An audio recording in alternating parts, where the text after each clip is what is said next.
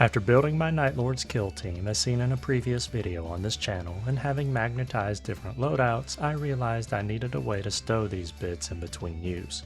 And I didn't want to just drop them in a container lined with foam, so instead, I built this heretical totem so that it can stand side by side with the models in storage.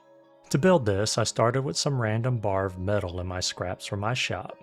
I did verify magnets would stick to it before cutting, and with the piece cut off I clamped it vertically and ran a metal rasp over it to take off the sharp edge, before tapping a pilot hole to prevent the drill bit from sliding around.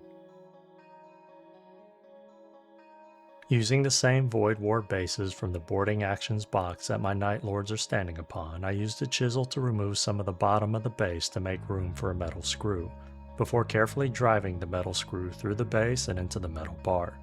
Because the void bases already have no room under them, and the metal screw is going to take up that little area that I chiseled free, I used green stuff and super glue to attach another 32mm base beneath it, which already has been magnetized.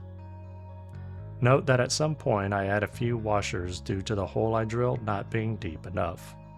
With more green stuff, I super glue some crudely fashioned shelf arms, not really worried too much about how it looks, and just getting the rough shapes. I also add some green stuff around the washers and to top off the bar. Then with the cocktail skewers that have ends shaped like spikes, I snip the ends off and shove them into the still soft green stuff.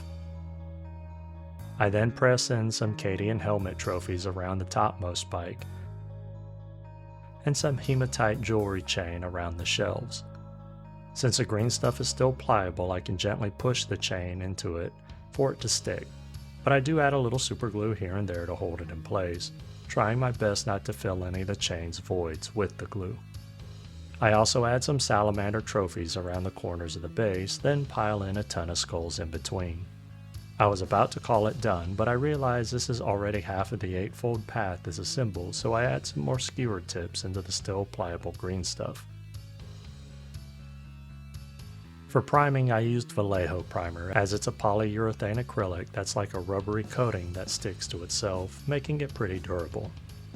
The only drawback with this stuff is that if it ever chips, it can end up peeling off, making a little ding into an absolute disaster.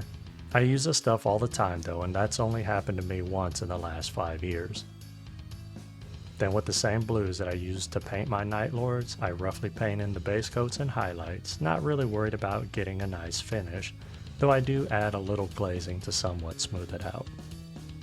Then the same silvers and golds that I used on my Nightlords were also used for the metallic areas. For the trophies and skulls, I did a wet dry brush of white before hitting them with various speed paints. And then just some blood spatter effects that I did on the Nightlords. Also, like on the Nightlords, I give them a spray of red speed paint from below.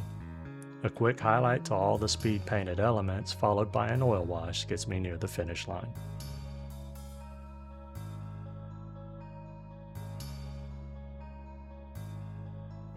I end with some quick basic glowing effects for a few of the Astartes helmets and a red glow from the floor gratings before blacking out the base and calling it a night.